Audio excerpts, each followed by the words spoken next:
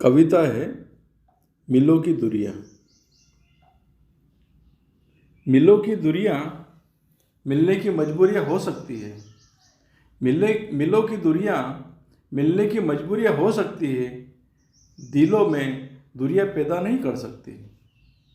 लंबे और दीर्घ अवधि के अंतराल लंबे और दीर्घ अवधि के अंतराल समय तो तय कर सकते हैं, पर आत्मीयता कम नहीं कर सकते। दुश्मन कितना भी दुष्ट हो दुश्मन कितना भी दुष्ट हो, उसका प्रहार कितना भी पुष्ट हो, संकल्प का बल हिला नहीं सकते। राहें कितनी भी वीरान हो राहें कितनी भी वीरान हो, सफ़र में कितनी भी थकान हो। राहें कितनी भी वीरान हो, सफ़र में कितनी भी थकान हो, जीत जाता अंततः साहस है। मृत्यु के क्षणों में भी अब व्यक्ति के पास होती जीने की जिजीविषा रहती, जीवन की आस है। जग में कितना भी कोलाहल हो जग में कितना भी कोलाहल हो, बिखरा कितना भी हलाहल हो, लग जाता योगी का ध्यान है। जग में कितना भी कोलाहल हो, बिखरा कितना भी हलाहल हो, लग जाता योगी का ध्यान है।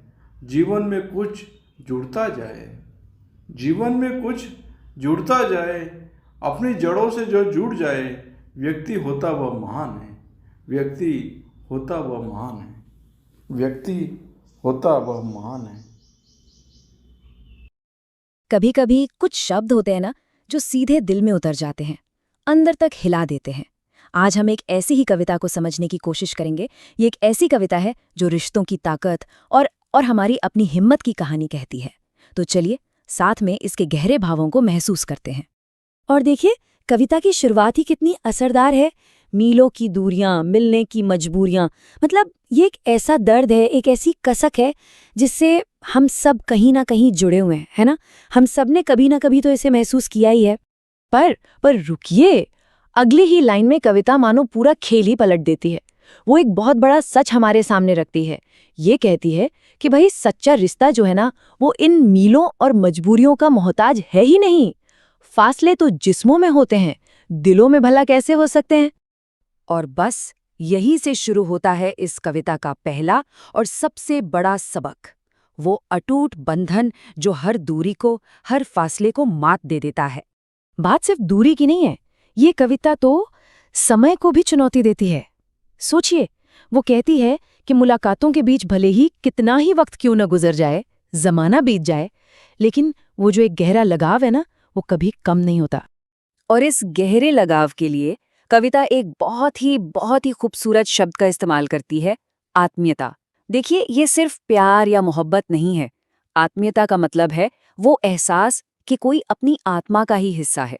कोई फर्क नहीं पड़ता वो पास है या दूर। और यही वो असली ताकत है जो हर फासले को खत्म कर देती है। तो रिश्तों की इस गहराई से निकलकर अब कविता का रुख हमारी अपनी अंदरूनी ताकत की तरफ मुड़ता है। वो ये दिखाती है कि सिर्फ बाहरी फासले ही नहीं, बल्कि जिंदगी की जो बड़ी बड़ी मुश्किलें हैं ना, उनसे लड़ने की हिम्मत भी हमारे अंदर ही छुपी होती है। यहाँ कविता एक सीधी चुनौती सामने रखती है। कहती है, दुश्मन कितना भी दुष्ट हो, उसका प्रहार कितना भी पुष्ट हो। अब ये दुश्मन कौन है?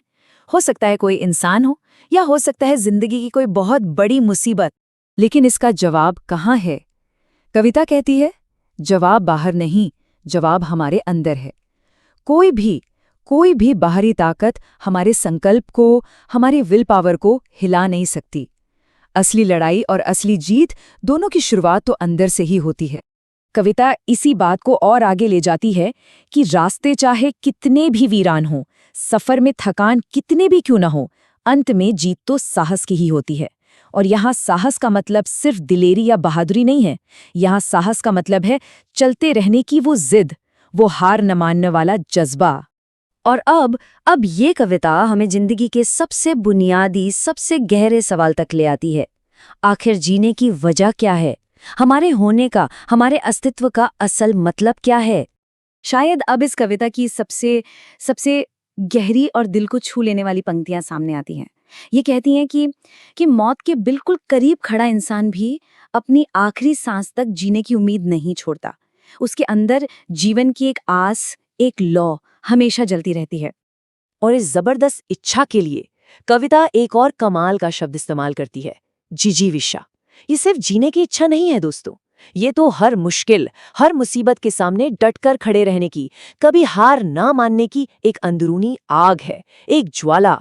इसी सोच को कविता और आगे बढ़ाती है कि बाहर दुनिया में चाहे कितना भी कोलाहल हो, मतलब शोर शराबा हो, या कितना भी हलाहल यानी जहर फैला हो, एक शांत स्थिर मन ठीक एक योगी के ध्यान की तरह हमेशा अडिग रहता है। मतलब साफ है, हमारी जो अंदरूनी शांति है ना, वो बाहर की दुनिया पर निर्भर नहीं करती। तो ये सब सुनने के बाद मन में एक सवाल तो आता ही है, इतनी सारी चुनौतियां, इतना संघर्ष, इन सब के बाद आखिर महानता का रास्ता क्या है? कविता हमें क्या सिखाती है?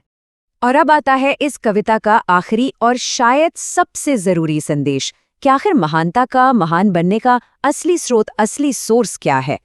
कविता की ये आखिरी पंक्तियां मानो सब कुछ एक साथ समेट देती हैं।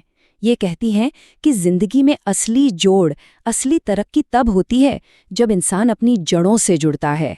अपनी जड़ें मतलब अपना परिवार, अपनी संस्कृति, अपनी पहचान, अपना वजूद। और नतीजा बहुत सीधा और गहरा है। महान वही व्यक्ति होता है। महानता किसी बाहरी कामयाबी में नहीं, बल्कि अपनी बुनियाद से, अपनी पहचान से, अपने मूल से जुड़े रहने में है। तो आखिर में अगर हम देखें तो ये कविता हमें जिंदगी के 4 मजबूत खंभे देती है। पहला, रिश्तों की वो गहरी आत्मीयता। दूसरा, मुश्किलों में कभी न टूटने वाला संकल्प। तीसरा, जीने की वो जबरदस्त आग, जिजीविषा। और चौथा, अपनी जड़ों से जुड़ाव। बस यही तो है महानता का रास्ता। और जाते जाते ये कविता हम सबको एक सवाल के साथ छोड़ जाती है कि हमारी अपनी जड़ें क्या हैं, हमारी ताकत का, हमारी पहचान का स्रोत क्या है। ये एक ऐसा सवाल है जिसका जवाब हम सबको अपने अपने अंदर ही खोजना होगा।